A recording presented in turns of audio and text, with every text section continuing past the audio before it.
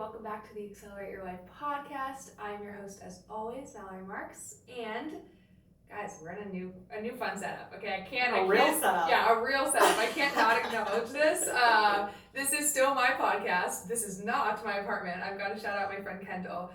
This studio is like the vision board for my. I think I might want to turn the second bedroom into a podcast. Oh, you could do that. I know. If you don't feel like you actually could do an office and half it's going to be a bed, an office, and a podcast studio. Well, that's kind of a lot to put in one. I feel like we could shove it in the corner. I don't know, but this is my vision board for sure.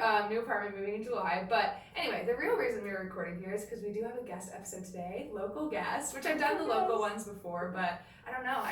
I wanted to elevate it for you. I told you I've been nervous to have you on. I feel We've been talking about this for like 6 months. We have, because I know you have a lot of requests in your inboxes for the podcast. You're actually my 4th guest speaking on a podcast platform this week. This week? Mm-hmm. It's Tuesday. I know. And you have another one after this, don't you? So this will be that'll be the 4th. Oh my goodness! Yeah. Wow, I'm so honored.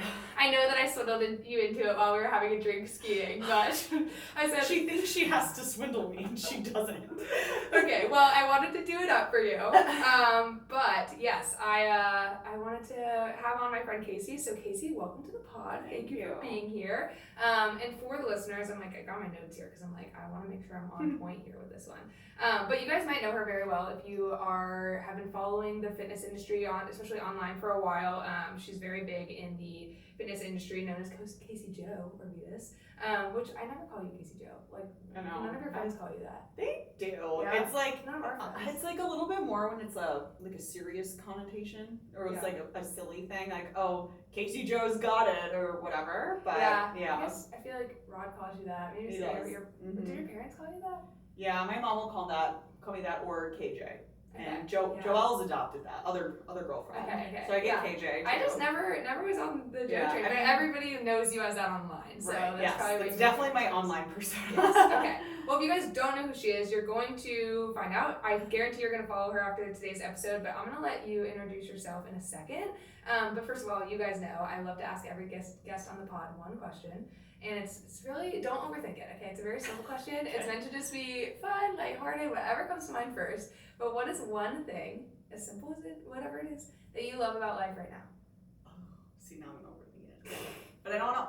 It's not meant to be like, it's not meant to be deep. It could be. But it could be as simple as like. One simple thing that I love about life right now. I mean, recency bias. Like walking into our friend's apartment and getting access to her podcast studio and getting to podcast with one of my other best friends. It's just like, this is our life. This is what we do for life. You know what's funny is actually, because I actually had a call with Kendall literally half an hour ago from my apartment, and now here I am 30 minutes later. But she was telling me that we were just talking about kind of my content and like kind of where I want to go with things, and she was like, you just have such an awesome life, Mallory. Like, I like kind of forget that. Yeah. Like, this is normal. Work is now us coming over to our friends to record a podcast. Yeah. So I love that. Like, so many people would be very jealous of that. So understanding that that's a luxury. I really appreciate it. 100%. I honestly never answer this question when I ask it, and I was like writing the notes for this, and I was like, why do I never answer this for myself? So I should have thought about this ahead of time. But one simple thing I love about life right now. She said she was thinking of the question beforehand and she didn't even have an answer. No, I didn't think about it for myself.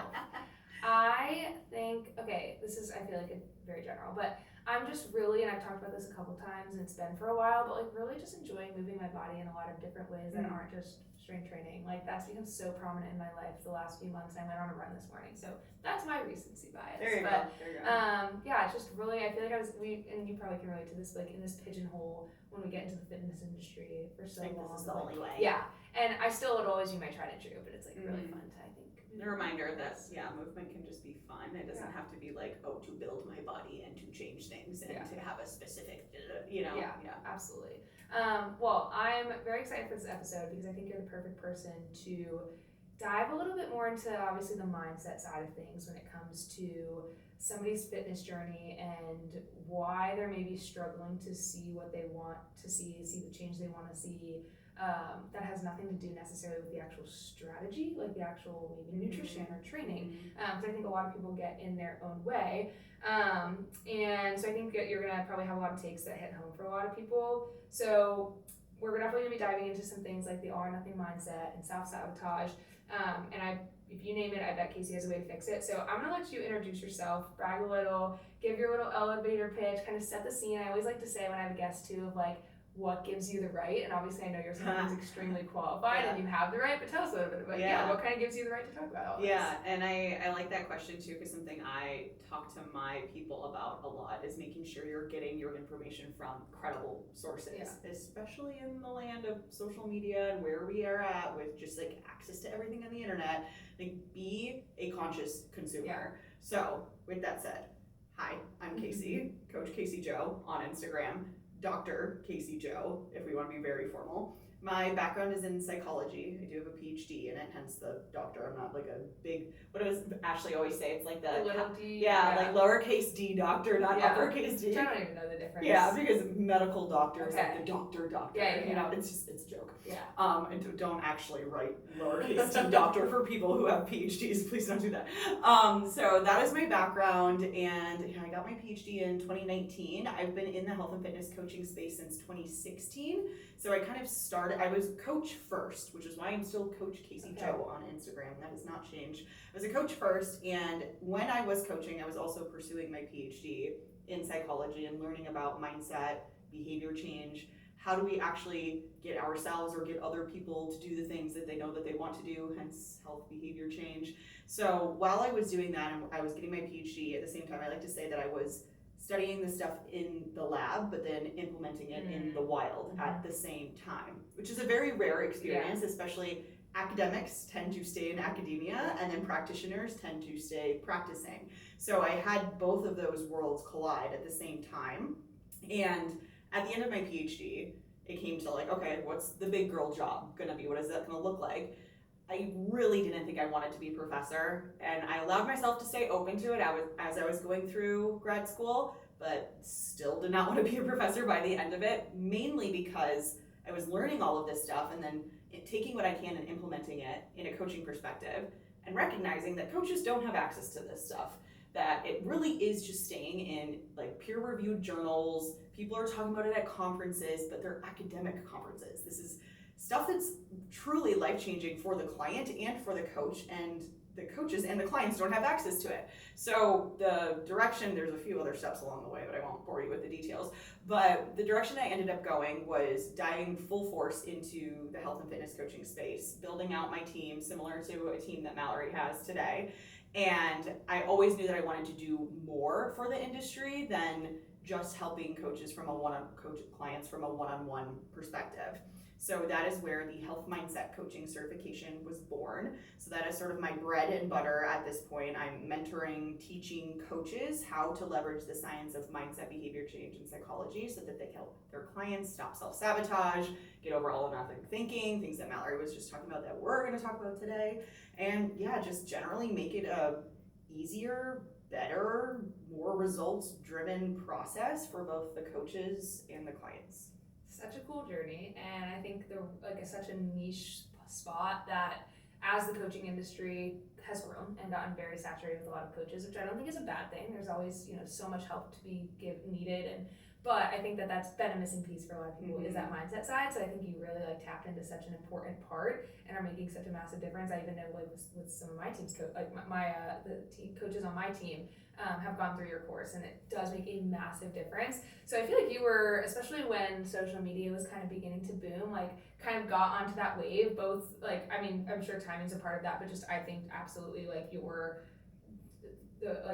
what content you were bringing, right, and the knowledge, and really grew fast. And I remember actually I followed you long before we met, and it's so funny because you'll follow one person on Instagram and you'll somehow end up in that pocket of the world. So I don't remember who I maybe those followed circles first. of people. Yeah, Kendall was honestly definitely one of the very first people somehow I found, on my explore page, I don't know. And then you start seeing them post their friends and you click in their stories and then you follow them, and all of a sudden I'm in this pocket of the fitness, coaching space and people following, and you forget these people might have, 20,000, 50,000 followers, which you then think like, oh, they're these celebrities, and you get so siloed into like Totally, yeah. everybody knows who they are when they, it's not the case. But anyway, all of that to say, you were one of those early people that I followed, and we ended up living in the same area in Raleigh. I'm gonna like pivot here for a second before we get into the meat and potatoes, because I just think this is such a fun full circle moment.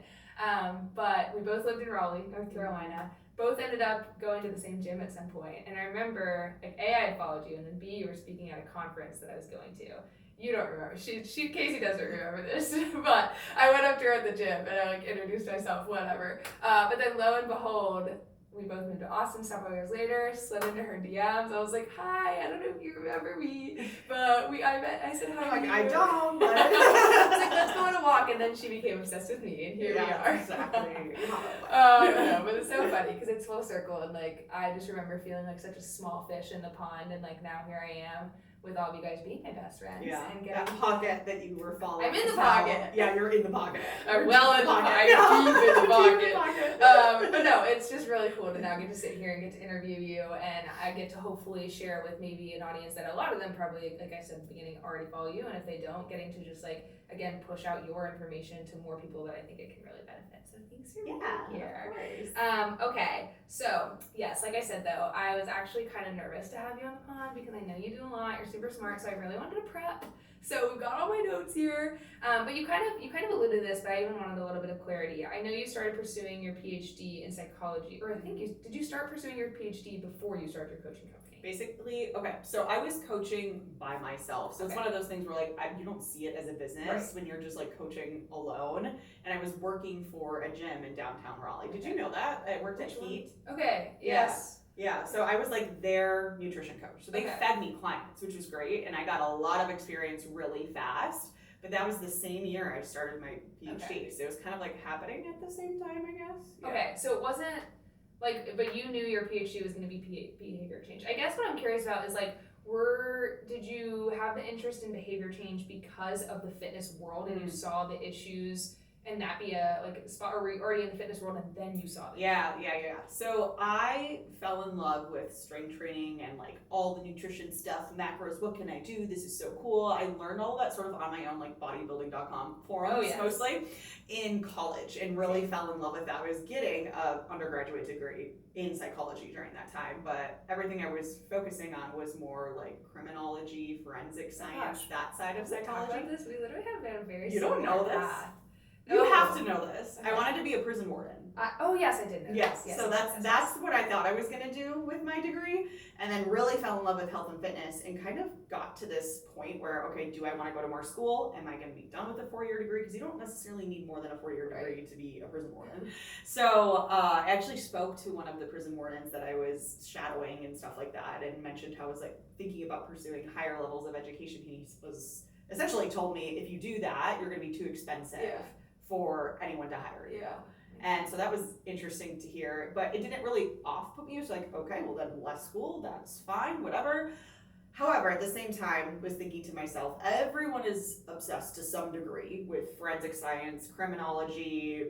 You know, NCIS has been around for like 9 million seasons. I wanted to be in the FBI. I wanted to go to school for criminology. Correct. Like everybody has a little bit of that, I think. And not everyone is really interested in health and fitness. And this is something I was becoming very passionate about, and was also like thinking to myself, seeing all my friends around me not caring about those things, and me thinking, how is that possible when it can make your life so much better in so many ways? Yeah. So I started looking into PhD programs, master's programs, whatever was out there that might have a specific area that I would be interested in that could kind of combine psychology and behavior change and health and fitness. So that's where I came across the Mindset Lab at NC State, and that's why I was in Raleigh, and I guess I met Mallory one time. But so that's so like fitness did come first, but like for myself, before I started coaching other people. Okay. Yeah. So, but then was it coaching? So, but then it was like the mindset side of things before you started coaching other people, or were you start trying to coach people when you were like frustrated, seeing, this mental block or mindset is getting in the way? Yeah, I think it was more, I love this health and fitness stuff so much, and I'm a poor grad student, and like, I could probably make some money doing something really fun that I love, and like learn more about the nutrition side of things while I'm also getting like a doctorate degree in psychology. And then once I was in there, learning how to become a coach and doing all that, I was like, wait a second, why is none of what I'm learning in here? Because that really should be. And then the longer you're in it, the longer you're seeing both sides of it, it's like, okay, there's a huge gap here. So was the Mindset Lab, now I'm just, this is my own curiosity, at NC State, it was geared towards like exercise? Not necessarily. Okay. They did, so I was actually the first graduate student in the Mindset Lab. Okay. So I was underneath Dr. Jenny Burnett is my advisor, and she was doing mindset research in a lot of different areas. Some of those areas were things like obesity. And so those papers and that work that she did really got me most interested in the lab and in what she was doing. So when I interviewed, I really talked about how I would want to, go full force health and fitness direction. And she was like, done, like that can be your aisle of the Mindset Lab. And what's funny is that there's a couple more girls who came on board as graduate students at the Mindset Lab after me, and they were interested in those things too.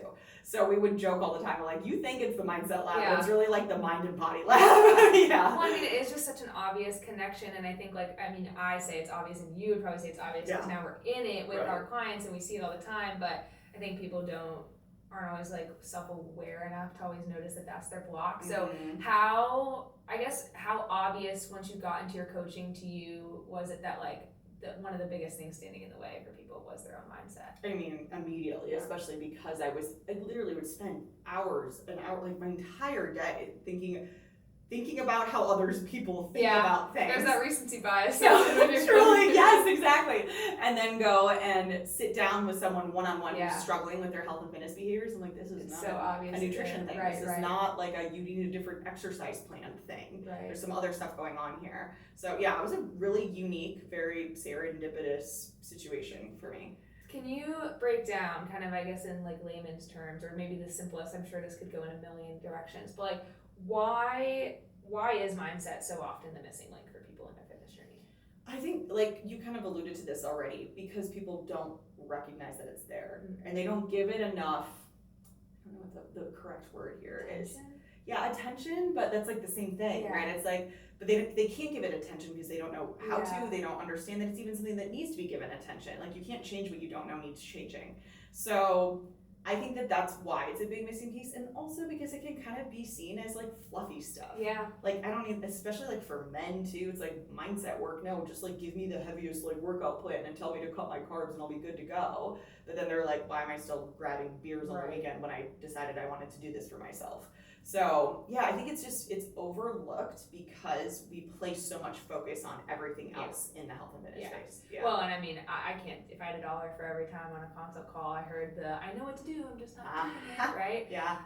Now this is, I don't even know how they would put a study on this, but is there any studies out there that show like maybe the percentage of people who their issue of not reaching their fitness goals or just being healthy is due to their mindset when they're like, whether that be self-sabotage or whatever, and then I know that's very broad, versus mindset's great, whatever, they literally just don't have the right strategy. They don't know how to work out, they're not working out properly, they're not eating properly. Is there any type of research out there? Not that I know of, especially definitely not down to statistics, but what comes to mind when you're saying all of this is the different like randomized controlled trials or intervention work that has been done with mindset pieces in it. So you'll have two different groups of people in the same study, and one group will get the mindset based intervention and the other one will get just a traditional nutrition and fitness based one. And the mindset stuff, the psychological pieces, like those people in that group that gets that are always excelling much more than the group that didn't get those, just with the nutrition and fitness pieces alone. So we do know that from countless studies in a lot of different contexts and areas and things of that nature, but as far as percentage goes, I mean, I think that really does answer that, and I think, and my other question was going to be for you is if there wasn't, like, what would your hypothesis be? I think we know the answer to that. So, okay, I want to go back to when I said, like, how many times I hear I know what to do, I just don't do it. Like, what's really going on behind that?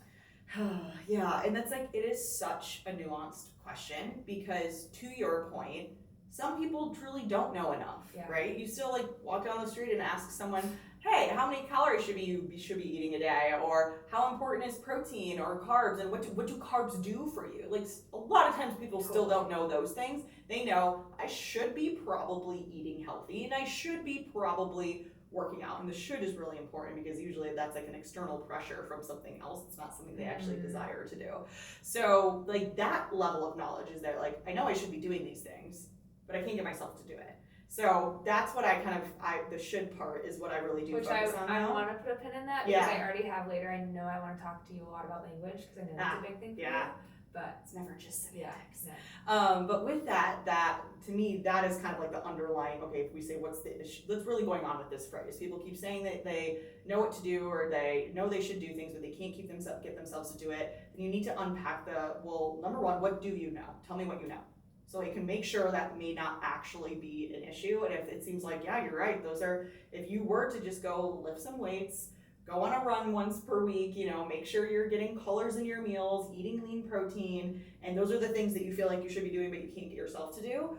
Okay, great, now we're talking about something else here. So again, coming back to the should, it's like, okay, how I would talk about this is from a motivation perspective. So motivation lies on a continuum from extrinsic to intrinsic motivation. A lot of people have heard those terms before. You can think of it as sort of internal and external. So through that continuum, though, we have a lot of different types of motivation before you fully reach intrinsic motivation. And the purest form of intrinsic motivation is doing it because you enjoy it.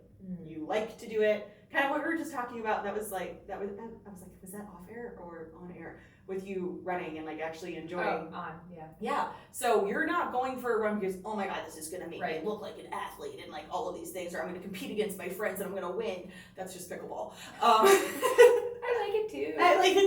But because you actually enjoy it, it feels good. Great point. And I used to I hated running as a badge of honor in the past because it felt like cardio, I have to do this to reach my goals. And now I don't do it. It has nothing to do with my physical appearance, my weight, nothing. Like, I want to be outside. So that's gonna feel nice, and like I'll feel accomplished afterwards, and all those things. So that's pure intrinsic motivation, and like that's gonna keep you wanting to do it forevermore. Extrinsic motivation would be sort of like the opposite of what you just shared. Like I feel like I have to do this because it's cardio for weight loss for whatever, and that's what everybody's doing. I mean, I did that too. It's like I would run all of the time just because I thought that's what you had to do in order to be. Like 6 miles. Whoa! And I hated every second of it. We're gonna get you back out. Come to Run Club. It's only 3. It's only 3, yeah. Anyway. So, you have to come to a dubstep cycle class with me. Not with you. I've been to her. Oh, you did? 5 times. Oh. I haven't went in a long time. But anyway. Well, because your wrist was broken too. Yeah, that's true. That didn't happen. That's a different story. But so when you think about that, like one person could say, I know what I need to do, but I can't seem to get myself to do it. But what's underlying that's just like the tip of the iceberg. Yeah. The underneath the iceberg part is so important. So where's the motivation coming from to do it? Or do you not have any motivation to do it? And it's just that it's stuff that you keep hearing on the internet and you feel like you should do it. Well, then obviously you're never going to be able to keep up with it if it's not something that you have any desire. Because again, there's different types of motivation that fall in that continuum. So, but right before you hit intrinsic motivation, which we kind of call the best type of motivation when it comes to sticking with it long term, is integrated and identified regulation. Fancy research, academic terms, I know, but essentially what we're looking at with those two are like personal beliefs and values, or how you identify yourself. So if you identify yourself as like, I'm a healthy person, or you have beliefs and values, even if it's just for like your family to be healthy, you're more likely to stick with these things because it's for all of that internal stuff. It's more, as they say, self-determined, more autonomous, versus other types of motivation because my husband is getting in shape, so I feel like I have to do it too, or because so-and-so told me that I was looking bulky or something, you know? So all of those things, maybe okay for the short term, but if we're talking about long-term behavior change, then like that's what's most important. So that's just what like motivation is, just like that one piece that could be underneath that statement, but there's a lot of things. Oh my gosh, I want to I'm it's fascinating because now I want to dive into other things, but even just that alone answers, I feel like, so many question marks, and I'm like thinking through a lot of like consultation calls I've had and a lot of the clients that we've had, that there's always some that, you know, struggle, and then we have obviously a bunch that do fantastic. And if I think and connect the dots of like, what was their, because I always ask on every consultation call, like, okay, well, why is this important to you? Yeah. And whenever I feel like the people who always do well are the ones that are saying, because I just really want to be healthy for my kids. Like, it's so important for me to be around for my kids. Or because I just really want, like, I feel so good on the inside and I just want the outside to match, and like kind of those things where it sounds like more of that intrinsic, like a deeper why. Yep. I do feel like those are the people that are always successful versus, I hear a lot of the, because my husband's getting in shape, or just because I feel like I have to. So would you say, I need someone to tell me what to do. Yeah. So would you say the goal then, like if we are seeing somebody struggle with the, or just if anybody's listening struggling with the, I know what to do, I'm just not doing it.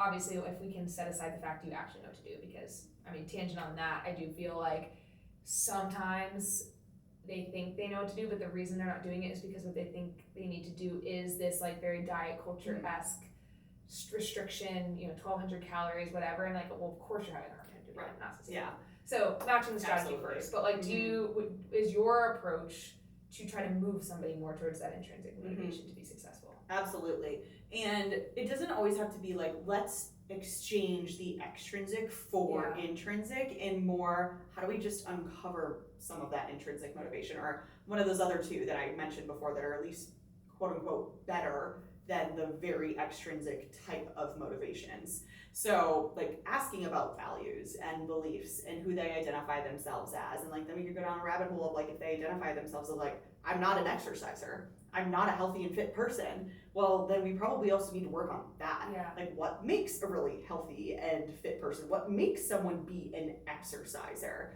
And what's the difference between that and how you see yourself as? And are there any connections? Yeah. Where is the disconnect between those things?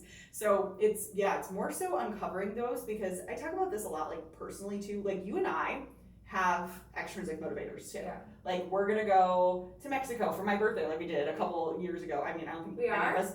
When? A couple of years ago. Oh, I know. I thought you were saying we are again, like we did. Wait, when? When? At the end of the year. I didn't get invited. Yeah. But for that, I don't think any of us, this might not be a good example, because I don't think any of us like dieted for that trip. No, I think we're all like, so t-shirts. But for something, if we were all like, yeah, we're all gonna like trim up a little bit for that trip, that is, yes, entirely extrinsic, because it's a short-term thing. We just want to look good for a specific instance, but it's also built upon a lot of intrinsic motivation. We already do identify ourselves as these people. We have so many values and belief systems that circulate around health and fitness. We are coaches, you know, we're in this space, and we do things like exercise because we enjoy it. We did go to like the Tulum jungle gym for fun more than anything, right? That wasn't like, gotta go get a work on, gotta like check the box. So if there is extrinsic motivators, it's not necessarily bad. And there are different types of extrinsic motivators that aren't as bad as others. So I don't really love the idea of just, it is sort of like an all or nothing way of thinking about motivation, of like, it can't ever be that, it can only be this. I would just say, like, how do you start to build a more self-determined and autonomous foundation? Yeah, well, I think when you're saying all that, what's kind of something that's sticking out to me that I also say on my calls a lot, because I'll hear people when I ask like, what are their goals, or why is this important? They'll honestly lead a lot of the times with, I know this is shallow, but I just want to like look like X, Y, and Z. And I always kind of remind them too, like, it's totally okay to want to change how you look. Totally okay. Like, and I hate when other, you know, coaches or on social media are like, don't care about the scale at all, or don't, like, it's okay. I think it's more so about what's the reasoning behind that, right? And that's what I always say. I'm like, it's more so the lens of which we're looking at that through. So if you want to look better, again, I kind of said this already, but because you know that you're capable of more, and you want, like, I think your body is a reflection of how you take care of yourself. So if you want to look more fit and lean and toned because you're like, I just love myself and I want to take care of myself, like, it's got that extrinsic like aspect, but it's coming from more of an intrinsic place, right? So and it sounds like it's kind of what you're saying. It's like, have the intrinsic foundation, and then you can throw those little like. Yeah, absolutely. And also, if you're, to your point, you're taking care of yourself, and your core belief system is around, I want to feel my best, I want to be a role model for my family, all of those things, you're gonna have a banging bod. Like, you just do those things, and that comes, it's like an awesome side effect, right? And it's funny because I just did a solo episode. On my own podcast, I only do solo episodes. I know, I asked Week, she said no. Yeah, I said that. Sorry, there aren't any allowed. Only me, myself, and the camera. So that I did a podcast episode because this was brought up on one of the group calls for my certification with the students. And they were asking, is it bad that my clients just have a primary goal of weight loss? Is that a bad thing? And I said, not inherently. We have to talk about what's underneath that goal. And then, because so much of that becomes, okay, well, we can't just focus on weight loss. We have to focus on these other things. But if that's what your client wants to do, all you're doing is just not validating their desires by saying, no, you can't focus on that. You have to do this instead. And that is also just like good behavior coaching, like 101, should never be coach tells the client what to do, especially when it comes to what their goals are. Like, you don't know as the coach what that person really desires. So instead, like, kind of digging below that, well, what does that mean to you? Like, how would that change your life? How would it impact relationships? And then you can get into like, oh, so you're saying it would impact relationships because you could keep up with your kids, or you could like go on runs with your friends. So actually what we're talking about is the behaviors that are involved, not necessarily the look that comes with it. I like that a lot, because I think I do kind of the same too. It's more of, I think like weight loss is more so the method to the goal, right? Or that's kind of how I look at it. Or like, it's your true goal is confidence, or your true goal is health, or your true goal is better blood markers, or even like blood markers might be still a method to your true goal is just like living a long life, right? And so a method, and I don't know if I'm using the right word, like, but it's, people kind of stop there. It's like a path. Yeah, it's the I'm blanking, I forget the word, but path works too. And we just phrase that as the goal. And it's not a bad thing, it's just like, that's kind of how we get to the actual goal. And there's usually like other underlying things that you don't realize, and this is where like coaches should be really good at helping clients find what those other outcomes are, like wanting to be more confident, or I want to pursue this weight loss goal because it'll feel really great that I stuck to something and I achieved it and I proved to myself I could do something hard. Like, and that stuff is so good in comparison to like, oh, I just want the number on the scale to change. Because the question that comes to me is like, okay, well, why, right? Are you a big fan of the why? Okay. Like working your way down, to try to get to a core belief, right? Okay, so we kind of dissected the, I know what to do, I'm just not doing it.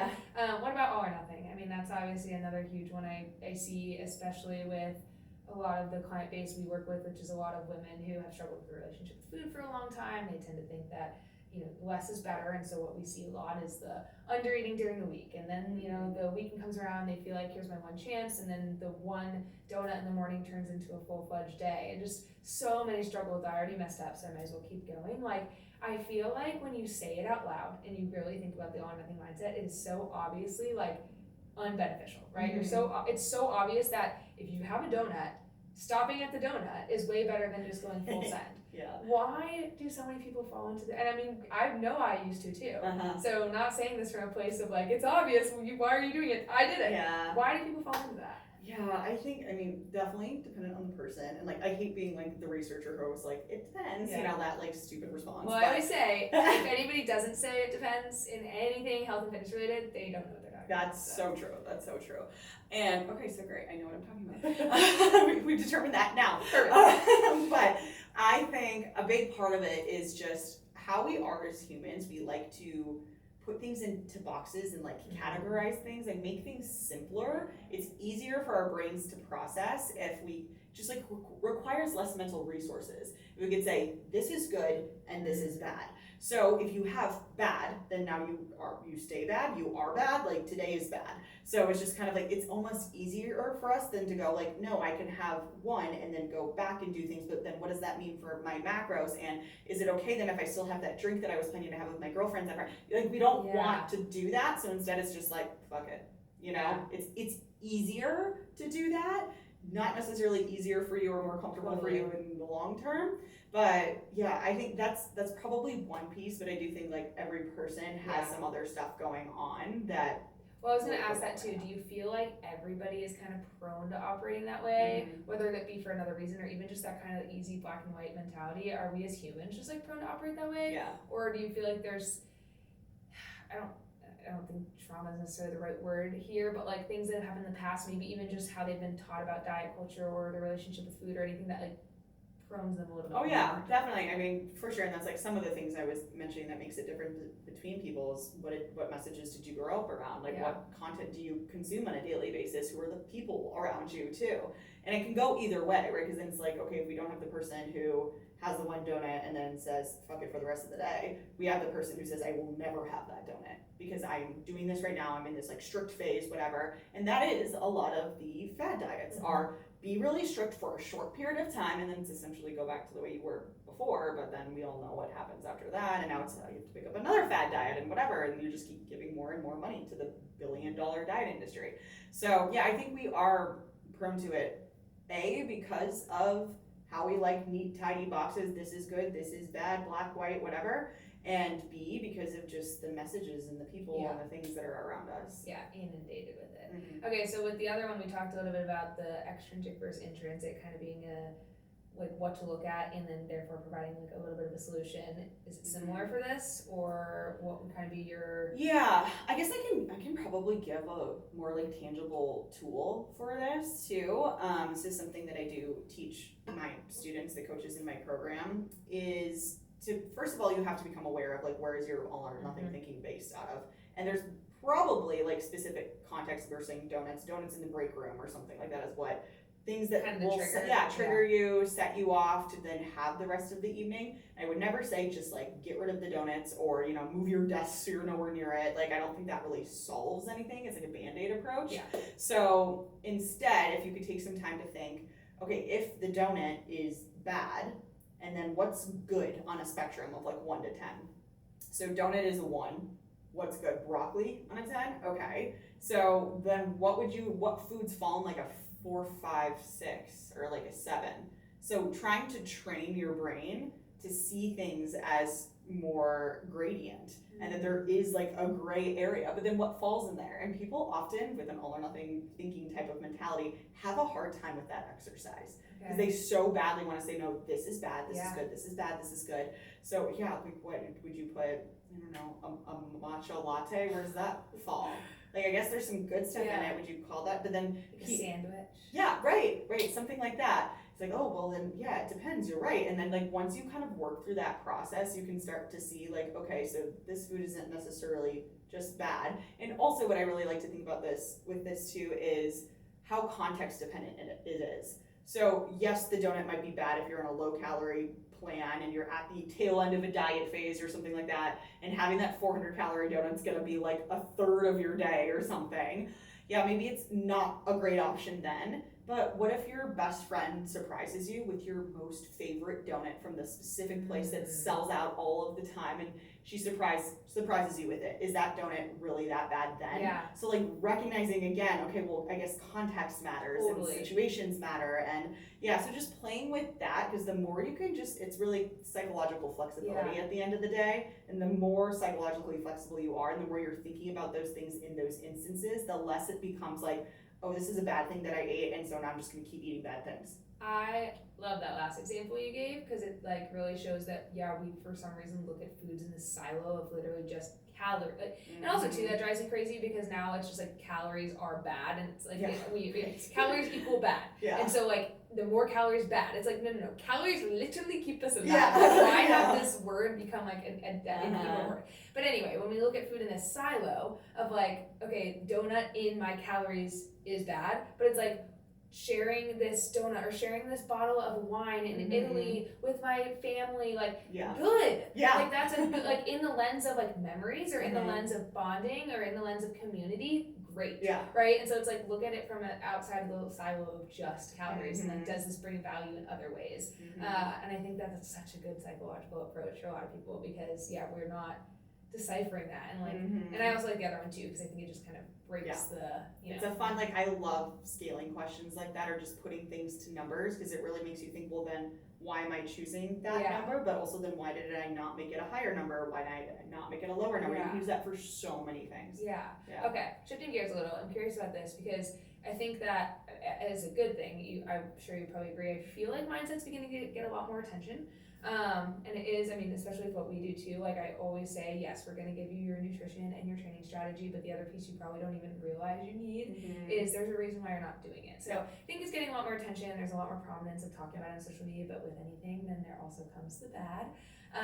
And so I'm curious for you if anything even comes to mind of like, there's of certain tactics or strategies or even just like ways of coaching or the ways somebody tries to approach maybe motivation or maybe even motivation as a whole that you see and you're like, that doesn't really work, or I don't believe it works, or it's just not the best approach. Yeah, unfortunately there's a lot of examples. But it's like at the same time, as you said, I'm so excited that this stuff is becoming, I mean, great for me as a business owner, and also just it's so important, and we'd love to see the world shifting towards more of that. And I think in general we're moving towards more of just wellness and well-being, and away from like, let's just lose weight and, you know, put on our ankle weights and do like Pilates at home, like from the home videos and stuff. So definitely moving in that direction, which is great. But yes, that also means there's a lot of people out there talking about this stuff that don't have any formal education or training. And I'm not saying you need to get a Ph.D. from the mindset lab, but like there is science to this stuff, but people don't see it that way. They don't see mindset as a science, and it is. I've got published research on it, you know? Whereas things like nutrition and training, that is very clearly a science, right? So because of that, there is a lot of, I guess I'll say, just like missteps and like miscommunication of things. I'll even see sometimes, and I cannot think of like an exact example off the top of my head, where coaches are talking about something from a mindset perspective, but they don't realize how they're communicating it is actually more fixed mindset oriented. Like, let me support your mindset by telling you to stop do this thing, you know, like no, that's literally the opposite, you know. Or something actually I did see recently, and this is honestly no fault to her own, this specific coach, because it's, unless you're in the research, you wouldn't actually know this. Because for many years we thought self-control was something that gets depleted throughout the day. It was called it's still called ego depletion theory, and we have 600 plus studies on this stuff where as you go throughout the day, if you're using more self-control, it gets harder for you to use. And a lot of people feel like, oh, that makes sense. That's why I can say no to this like in the morning, but now in the evenings after I've had like a long stressful day or whatever, it's a lot harder for me to say no. So it makes sense to us as well. But more recent research has kind of flown in the face of that. And actually, and I love this because of my mindset bias, mindset is what makes the biggest difference. So if you think that your self-control will get depleted throughout the day, it will. Well, it's like the bias of, It's like self-fulfilling prophecy. It's like, well, it's also you think about yellow car, you're going to see yellow cars. Correct. Yeah. But if you think like, oh, no matter what, even if I have to use my self-control all day, even if I have a really stressful day, I still feel like I have it in me to say no if I'm like trying to stick to something. So those people don't suffer that same effect. So it's kind of like person dependent. Same thing, we know people who say that they're good at self-control versus those who say that I'm not, like that's not something I'm not good at self-control, that's my issue. Really, the situation is the people who say they're good at self-control are just the ones who are not putting themselves in situations where they have to use it as much. They've set up their environments, they have a great friend group who is very similar to them. It's not as often that they're having to like white knuckle through it, whereas the people who say, no, it's just something I'm not good at, it's because they're like constantly having to face situations where they have to exert self-control in the first place. So also just like, I see that talked about incorrectly a lot, and actually the correct way is way more empowering. You know, like change your belief systems and the way that me even saying this to whoever's listening, that could change the way that you think about self-control, and now your self-control is going to be quote unquote better. You know, it's really great. It's pretty easy in that regard versus being like, oh, you think you suck at it? Well, then come and like coach with me or whatever. So that, and I guess one of the other ones that is kind of between the lines that I see frequently is that, and it's not always necessarily wrong, but mindset itself is not just like a big blanket situation for people. So you could have a growth mindset in one area and be totally fixed mindset in another area. So when people are talking about growth versus fixed mindset, they say it in ways of like, this person has a growth mindset or a fixed mindset, when the reality is we're all kind of like a jumbled up bunch of growth and fixed mindset. So being able to tease those things. You like your spectrum. Exactly. There's always a middle ground. So there's always nuance to it. And I think in general where social media misses a lot is the nuance. And unfortunately a lot of that comes from people just wanting to have like these really intense statements that get attention. Yeah.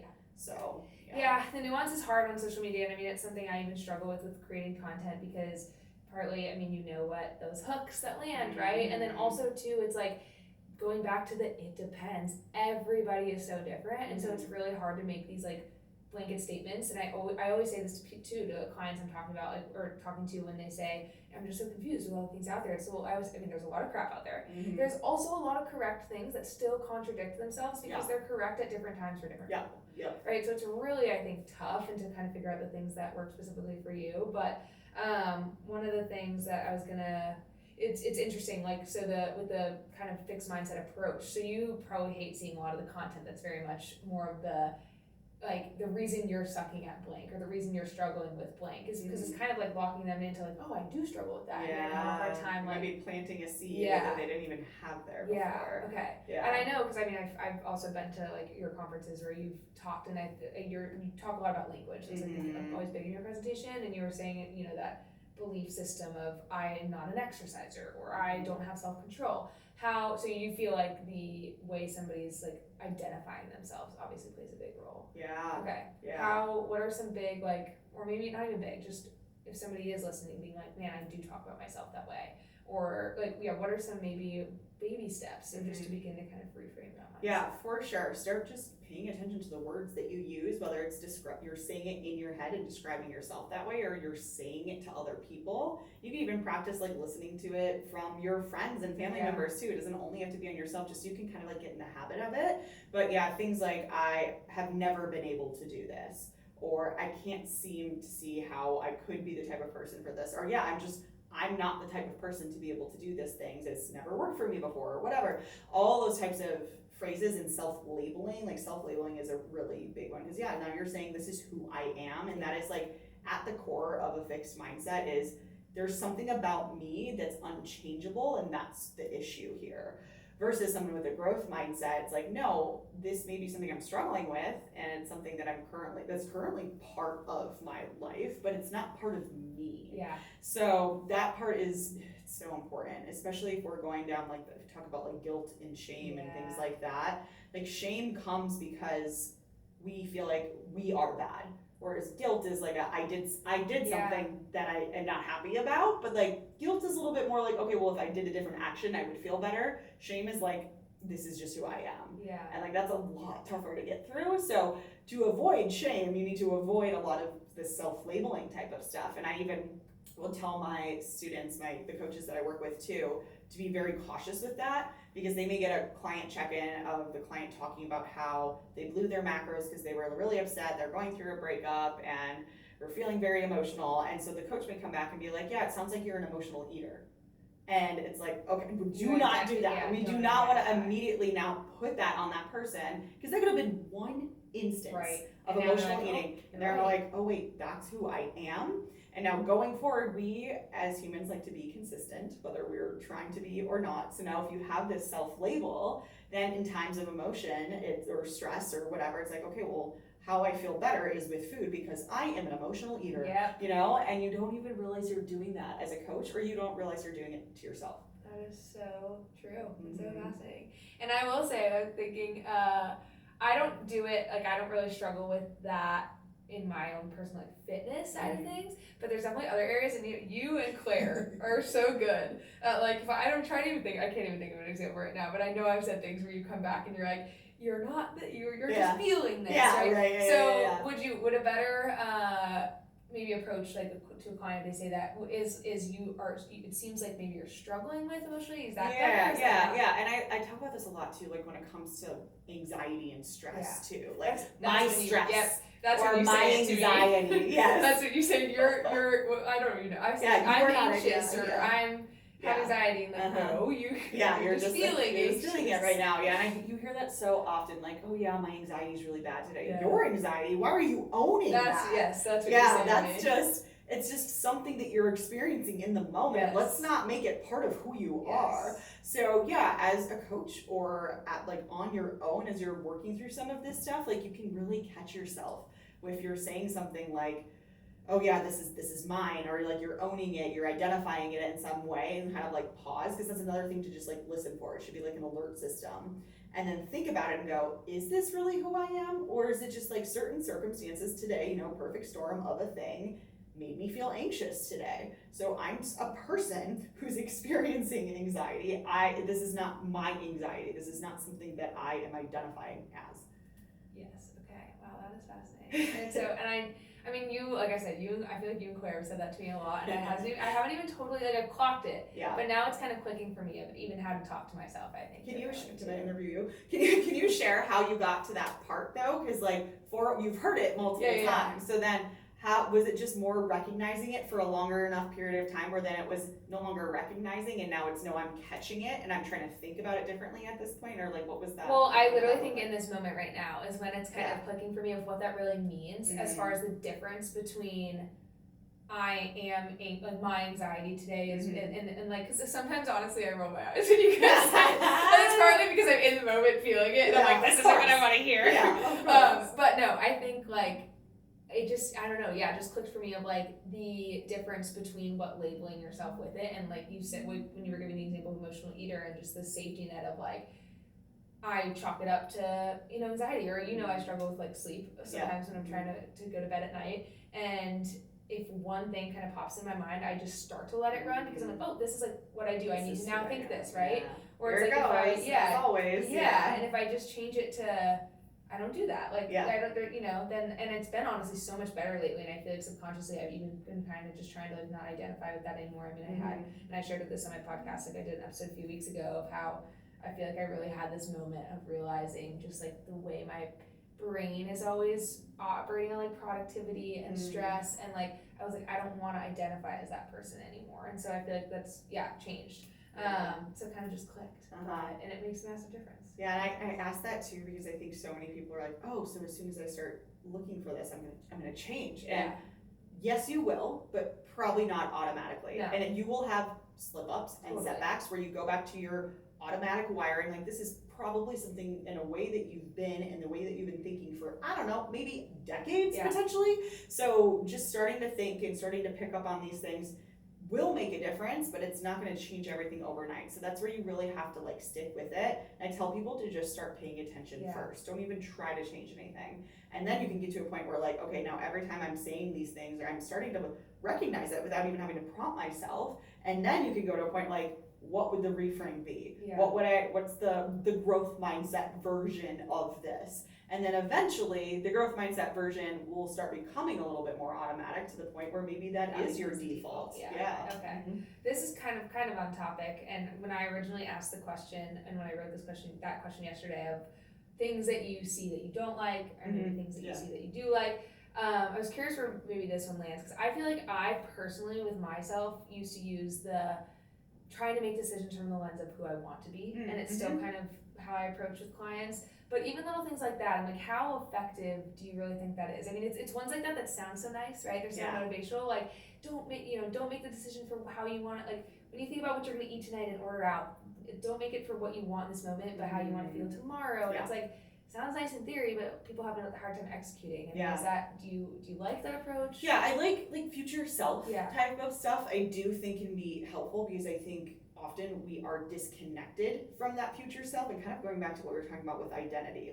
The person who exercises and takes care of themselves and has been doing this for years and is a great role model for their family. What is the difference between who that person and who you are right now? And a lot of people feel very far away from that.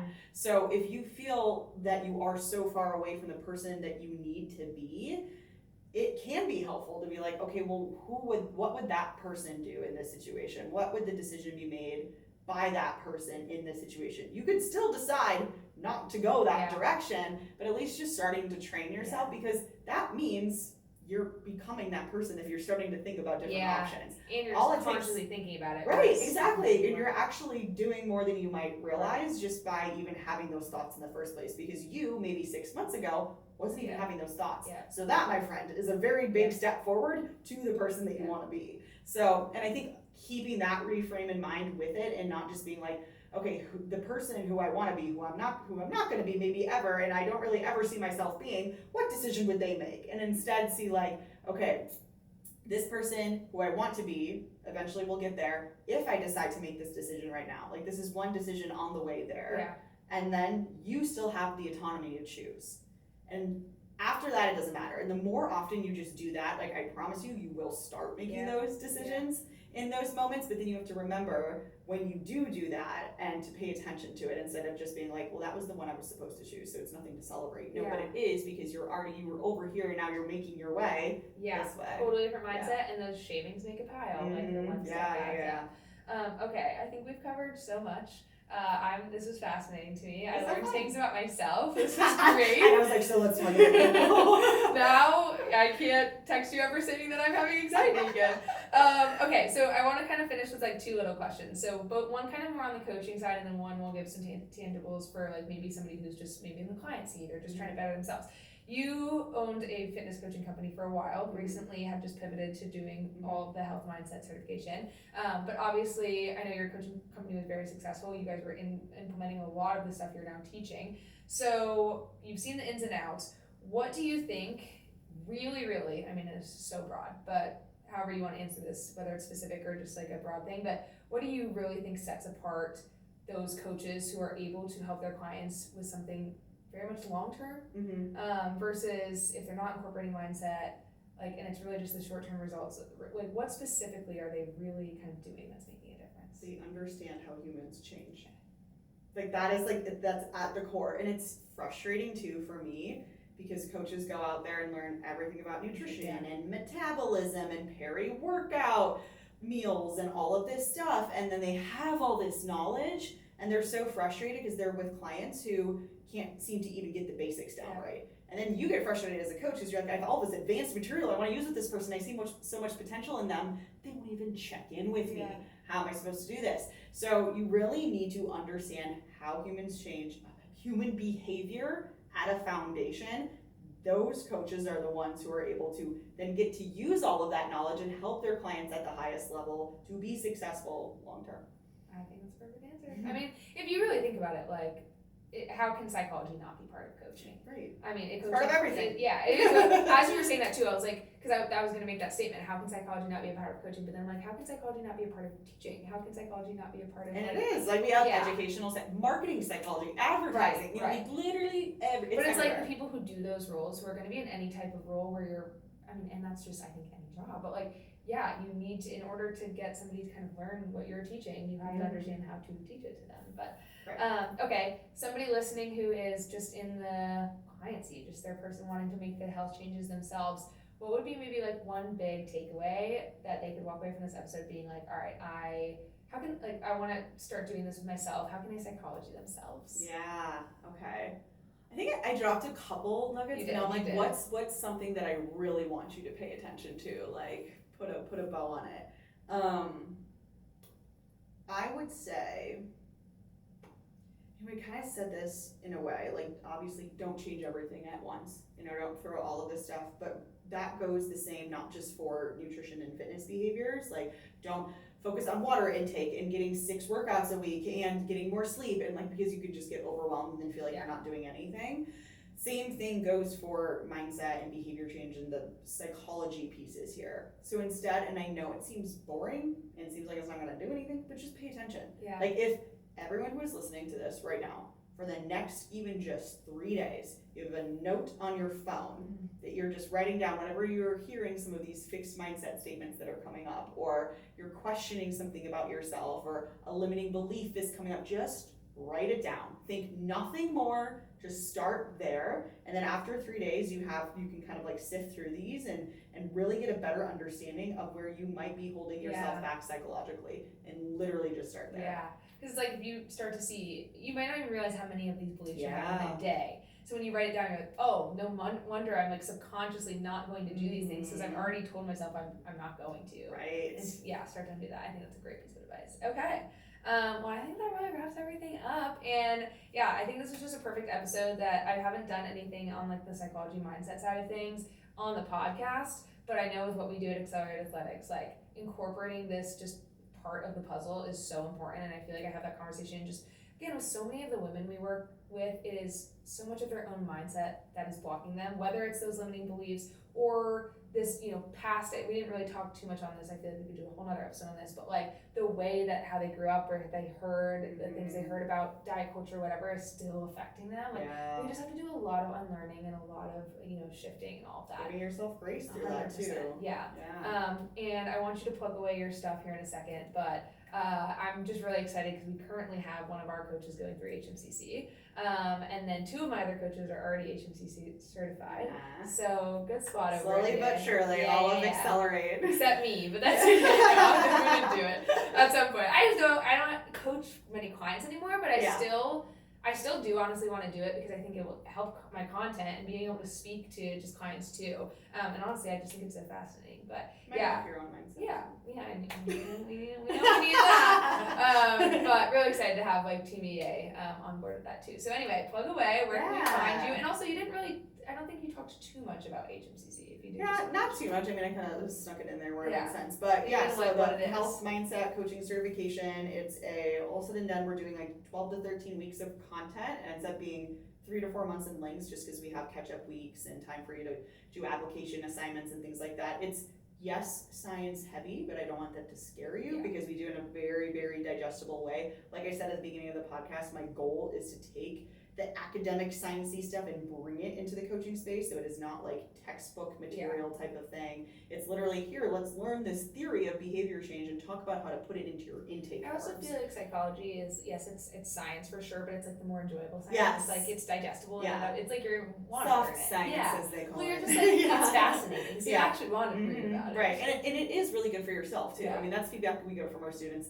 every time. It's like, I came here to help my clients and didn't realize how much mindset work I was going to be getting for myself. So it's kind of a 2-for-1 deal in that regard. But we run it 2 times per year. We just started our spring 2025 cohort with 106 students. Exciting. Yes. And that's kind of my bread and butter. I have a lot of freebies and stuff too. So if you're interested in like, what are some powerful questions I could be asking my clients, or maybe you want to ask like your children to help them eat more vegetables, that's totally an option too. I have a bunch of those. I would go to Instagram, that's where I hang out the most, and then you can learn more about my podcast, my content, kind of just peruse all of the options there. And I'm Coach Kasey Jo. What's the name of your podcast? Not Another Mindset Show. Not Another Mindset Show. There's too many mindset shows out Check there. her out. Not another one. All right. Well, thanks, Kasey. I'm glad you came. I love you. Thanks for having us. Love Shout out Kendall for having us. And I'm going to do more here. Just stay here. Yeah. I'm just going to work over here. Anyway. All right. Bye, guys. Thanks for listening. We'll see you next week. Bye.